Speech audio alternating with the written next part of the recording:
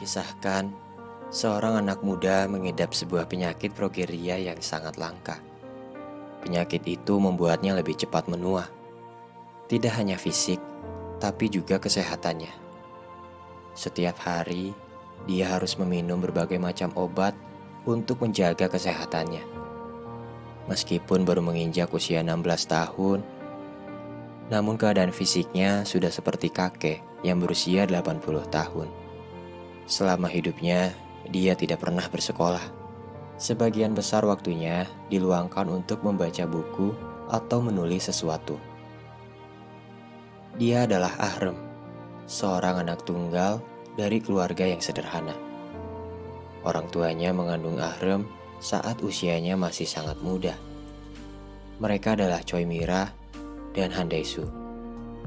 Di usia mereka yang baru saja menginjak 17 tahun, memiliki seorang anak membuat mereka terpaksa harus putus dari jenjang pendidikan. Menjadi orang tua di usia 17 tahun tidak menghilangkan sifat kekanak-kanakan mereka, bahkan setelah Ahrem terlahir. Walaupun buah hatinya itu berbeda dari anak seusianya, mereka tetap tulus merawat Ahrem dengan penuh kasih sayang.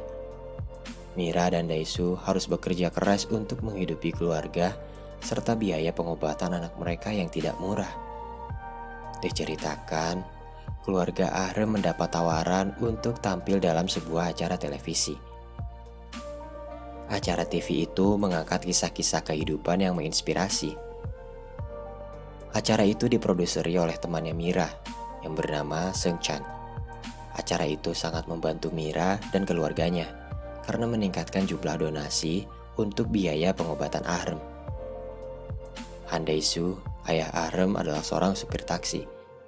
Mengikuti ayahnya bekerja adalah salah satu hal yang membuat Ahrem bahagia. Namun, kebahagiaan itu terkadang menjadi sesuatu yang menyakitkan. Tak jarang ada penumpang yang merasa risih dengan keberadaan Ahrem. Dia juga tak terlepas dari tindakan bully. Mengidap penyakit itu bukanlah sesuatu yang diinginkan. Namun orang-orang selalu menyalahkan dan mengejek dirinya. Sebagai seorang ayah, melihat anak kesayangannya itu diejek tentu membuatnya marah tanpa peduli siapapun mereka. Sebagai seorang ibu, Mira selalu menyemangati anaknya. Ia juga mengajarkan Ahrem untuk tampil percaya diri. Karena di balik semua kekurangannya itu, Ahrem adalah anak yang sangat hebat. Tidak semua orang bisa sabar seperti dirinya. Di suatu hari, Ahrem mendapatkan sebuah email dari seseorang yang bernama Lee Soo-ha. Usianya 16 tahun, sebaya dengan dirinya. Dia mendapat kontak Ahrem dari stasiun televisi yang mengundangnya saat itu. Kondisinya juga sakit. Oleh karena itu, dia berpikir bisa berteman dengan Ahrem. Itu adalah kali pertama di hidupnya mendapat ajakan pertemanan dari seseorang yang seumuran dengannya. Ajakan itu mulai terbayang-bayang dalam benaknya seperti remaja yang sedang jatuh cinta. Selama hidupnya, dia hanya memiliki satu orang teman. Dia adalah Pak Jang, seorang patua yang baik hati. Di waktu luang, Pak Jang selalu menemani Ahrem walaupun hanya sekedar mengobrol seperti yang dilakukan orang tua pada umumnya. Namun bagi Ahrem, punya teman untuk diajak bicara sudah sangat cukup baginya. Kondisi Ahrem yang semakin parah mengharuskan dirinya dirawat di rumah sakit. Di suatu malam, dia teringat perkataan Pak Jang bahwa dia harus selalu mengikuti kata hatinya. Akhirnya dia memberanikan diri untuk membalas email dari Soo-ha yang ia terima beberapa hari lalu. Ketakutan dirinya adalah mengetahui bahwa surat itu merupakan ejekan yang kerap kali dia terima. Namun, ternyata Soo-ha berbeda. Dia terlihat tulus dan bersungguh-sungguh untuk mengajaknya berteman. Sejak saat itu, mereka mengobrol melalui email, dan Ahrem terlihat lebih bahagia dari biasanya. Singkat cerita, produser TV datang kembali menawarkan lanjutan episode kedua dari tayangan sebelumnya. Mira menolak mengingat kondisi anaknya. Namun, Ahrem menerimanya dengan senang hati karena dia sudah merasa lebih baik dari sebelumnya. Di tempat syuting, dia juga mengucapkan terima kasih kepada produser TV karena sudah memberikan emailnya kepada Suha. Meskipun sebenarnya bukan dia yang memberikan, tapi dia turut berbahagia karena Ahrem mempunyai teman baru. Saat makan, tak sengaja Ahrem melihat obat mengidam di tas ibunya. Namun, Mira menutupinya dan mengatakan bahwa itu hanya vitamin. Di suatu hari, Ahrem mulai kehilangan penglihatannya. Dia sangat ingin melihat sosok Suha sebelum semuanya terlambat dan membuatnya menyesal. Tak diduga, Suha mengabulkan permintaannya itu. Dia mengirimkan sebuah foto. Itu adalah foto tangan yang sangat indah. Ahrem memandangi foto itu dan membayangkan betapa cantiknya dia. Namun, itu adalah kali terakhir Suha mengirimkan pesan. Ahrem merasa khawatir takut terjadi sesuatu kepadanya. Di samping itu, keadaan Ahrem bertambah buruk. Dosis obatnya terpaksa harus ditambah. Ahrem menyadari hal itu. Kemudian ia bertanya kepada dokter, "Kapan aku akan mati?" Sangat berat bagi dirinya menunggu mati tanpa harapan. Akhirnya dokter itu mengatakan kebenarannya, bahwa paling lambat waktu Ahrem hanya tersisa 2 bulan. Merasa waktunya di dunia sudah tidak lama lagi, Ahrem meminta Pak Jang untuk membawakannya soju, sebuah minuman beralkohol yang sangat ingin ia cicipi. Tentu Pak Jang menolaknya mentah-mentah. Bagi dirinya, masa depan Ahrem masih sangat panjang. Di suatu hari, secara tidak sengaja Ahrem mengetahui fakta yang sangat menyayat hatinya. Ternyata, Suha adalah sosok fiksi. Identitas sebenarnya adalah seorang sutradara. Semua pesan yang dia kirim kepada Ahrem hanyalah skenario untuk filmnya. Seng Chan meminta Mira untuk merahasiakan ini. Namun, Ahrem sudah mendengar semuanya. Hal itu membuat hati Ahrem sangat hancur. Dia tidak pernah menyangka harapannya untuk mempunyai teman sebaya hanyalah sebuah angan-angan pada akhirnya. Mengetahui hal itu, Mira tidak terima anaknya menjadi bahan eksploitasi. Dia menuntut pelakunya untuk dihukum. Namun, fakta itu tidak cukup untuk membuatnya dipenjara. Sikap Ahrem berubah drastis. Dia menjadi lebih emosional dari biasanya.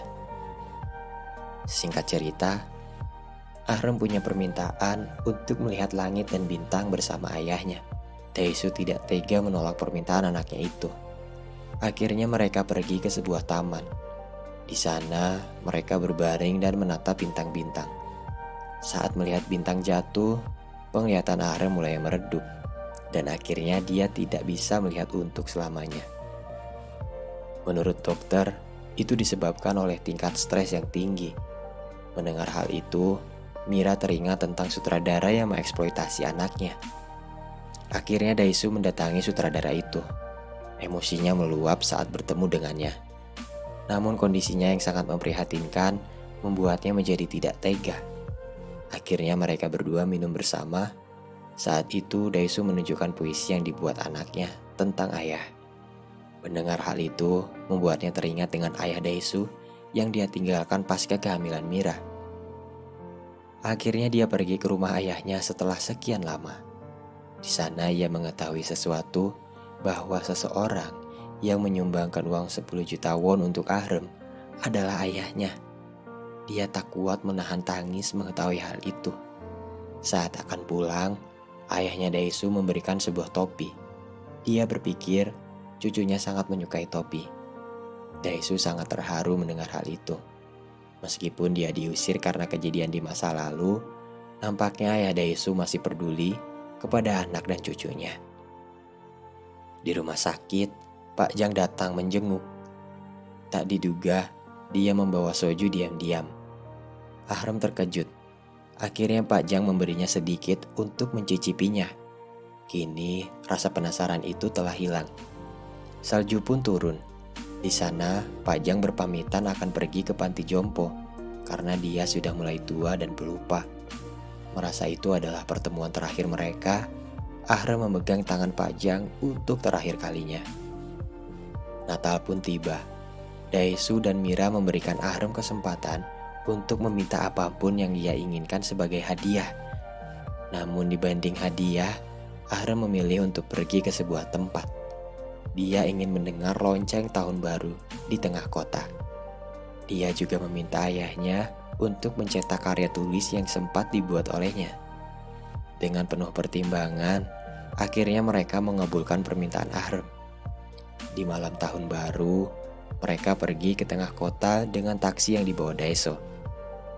Namun keadaan jalan begitu macet, mereka tertahan di tengah jalan.